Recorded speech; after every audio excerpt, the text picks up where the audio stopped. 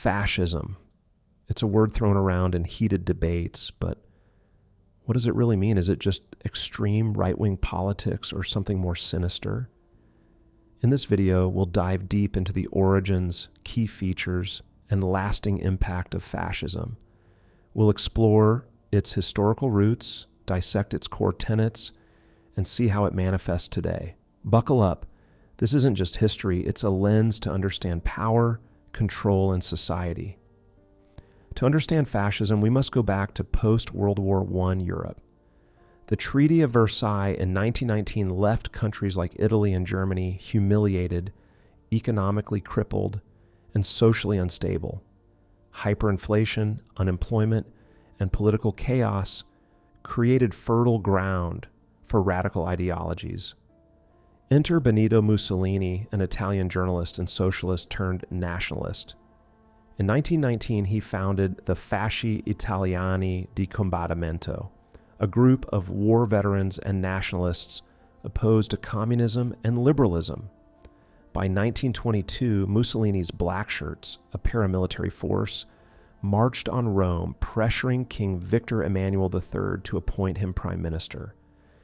This march on Rome wasn't a violent coup, but a show of force that toppled the fragile democracy. Mussolini coined the term fascism from the Latin fasces, a bundle of rods symbolizing strength through unity and authority. He promised to restore Italy's glory, echoing ancient Rome's imperial past. Fascism spread quickly. In Germany, Adolf Hitler drew inspiration, forming the Nazi Party in the 1920s. After the 1929 Great Depression, Hitler's promises of national revival resonated. By 1933, he became Chancellor, then Führer, dismantling democracy through the Enabling Act. Spain's Francisco Franco and Japan's militarists also adopted fascist elements during the 1930s.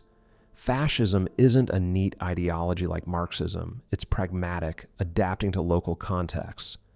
But scholars like Umberto Eco in his 1995 essay Fascism and Roger Griffin identify common traits. First, ultranationalism. Fascists exalt the nation above all, often mythologizing a golden age to rally people. Italy for Italians or Germany above everything fueled exclusionary policies.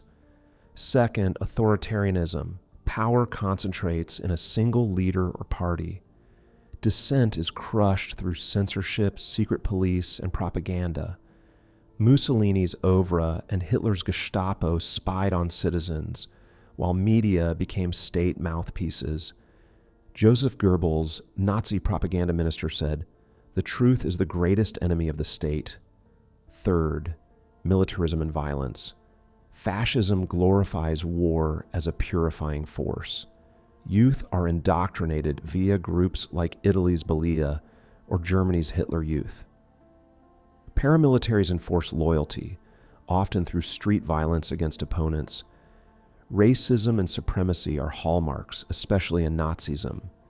Hitler's Aryan myth justified the Holocaust, murdering 6 million Jews and millions more in genocides. Italian fascism was less racially focused initially, but adopted anti-Semitic laws under Nazi influence. Economic policy. Fascism rejects both capitalism's individualism and communism's class struggle. It promotes corporatism, state-directed economy where workers and owners collaborate under government control. Private property exists, but profits serve the nation. Think of Volkswagen, founded by Nazis for people's cars.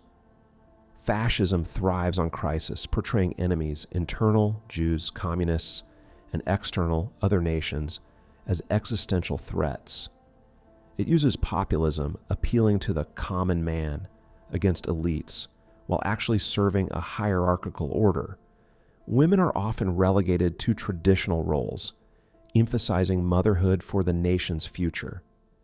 Eco's eternal fascism warns of features like cult of tradition, rejection of modernism, action for action's sake, disagreement as treason, fear of difference, appeal to frustrated middle classes, obsession with plots, machismo, selective populism, and newspeak, simplified language to limit thought. These echo in various regimes. Let's see fascism unfold. In Italy, 1922 to 1943, Mussolini built infrastructure like highways and drained swamps, but at freedom's cost. Opponents like socialist Giacomo Matteotti were assassinated in 1924, sparking outrage but consolidating power. Italy invaded Ethiopia in 1935 using poison gas, revealing imperialism's brutality.